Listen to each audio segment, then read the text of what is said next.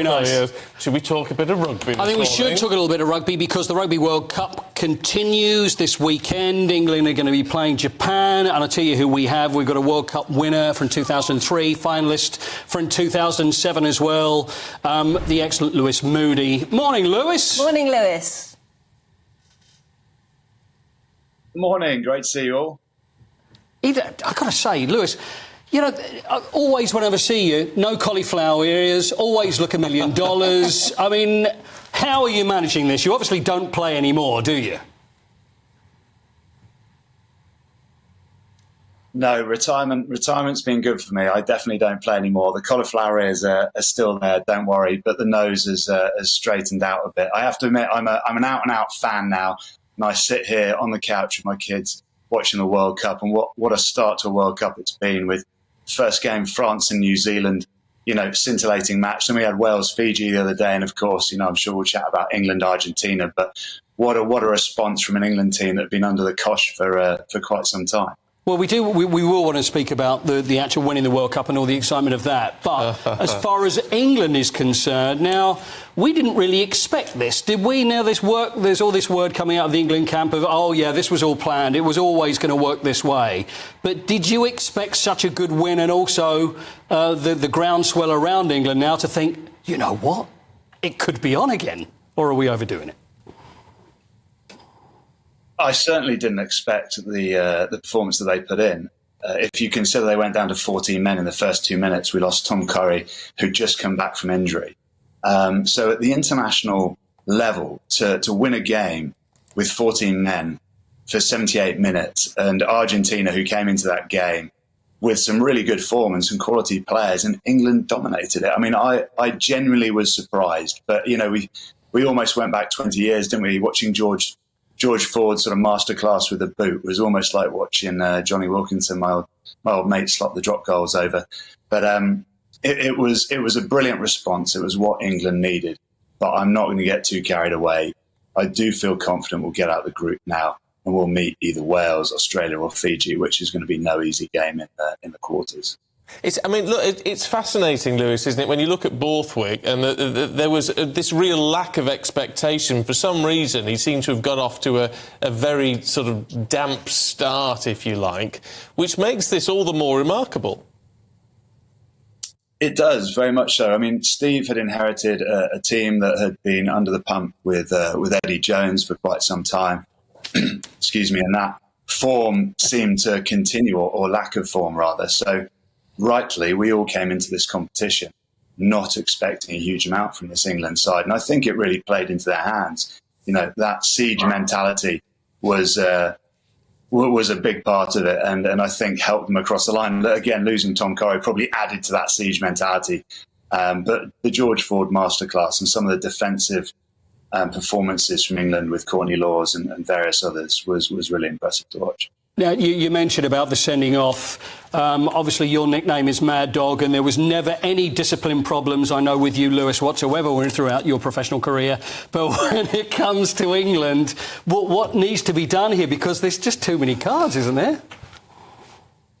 Well, if I played now, Paul, I don't think it would have lasted 3 seconds on the... But do you know what? The focus on player safety is paramount, and to me, that's really important. And we can't get away from that. The thing that I feel needs to change in this World Cup, and what people are probably getting frustrated with, is the inconsistency of decisions around the head collisions. So you had Jesse Creel's collision in the Scotland game, which was near on identical to the one with Tom Curry. And he got no sanction whatsoever, even after the review. And Tom Curry gets a yellow upgraded to a red, and then gets a 2-game or a 3-game ban, which will probably end up being a 2-game ban because World Rugby have this tackle school now that will allow you to drop another week off. So just the consistency is the frustrating thing. For me as a player or as a former player, I would have been annoyed going into a game. It's like, where do I sit? You know, Sure. Where do I stand with the referees? So something needs to change from that standpoint, but it can't take away from the quality of rugby. You go to the game last night, Uruguay-France.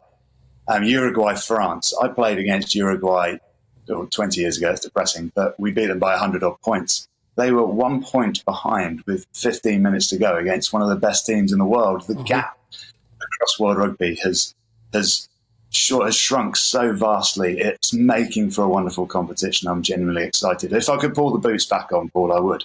Well, you never know.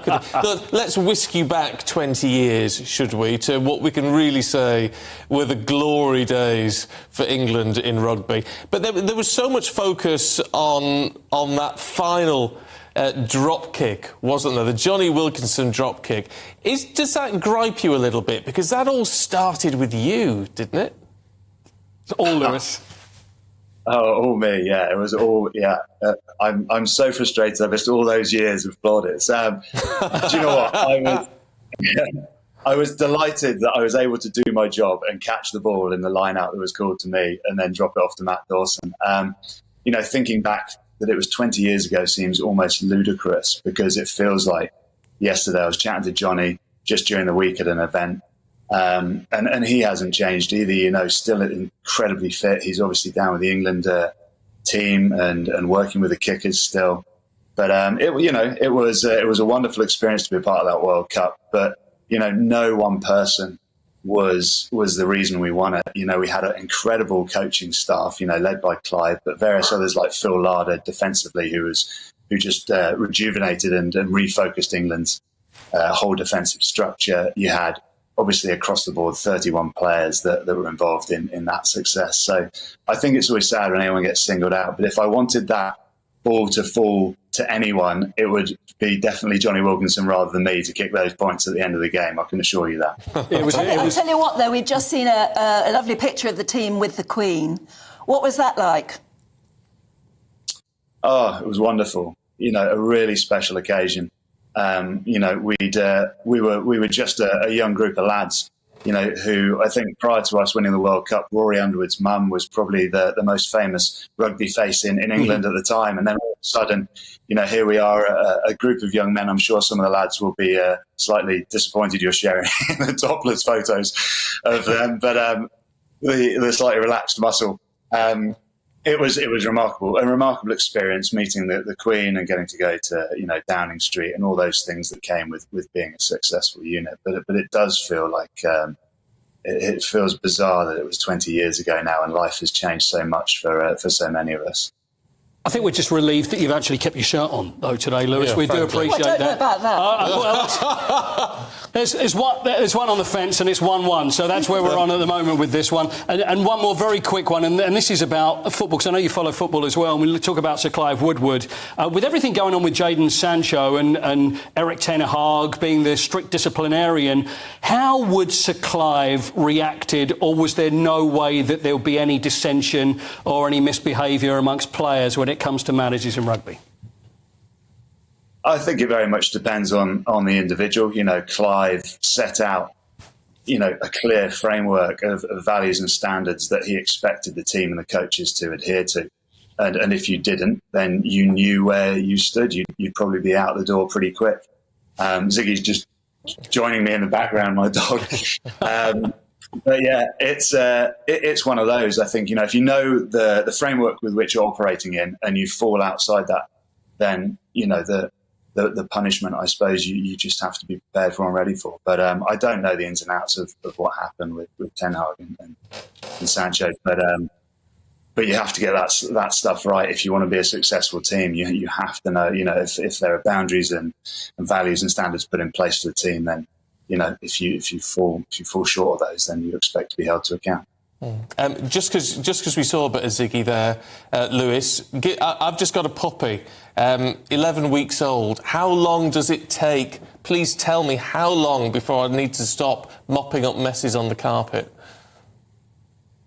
Well, Ziggy's 4 now, and I'm glad to say that stopped about 2 years ago. So you maybe got another year. I'm trying to work out who's the mad dog, you or Ziggy. We still probably a fight between the two of you. 2 years. Oh, lovely. Thanks a lot, Lewis, for that. Thank you. Enjoy Japan and enjoy the rest of the World Cup. Fingers crossed. Thanks, Lewis. Take care, guys.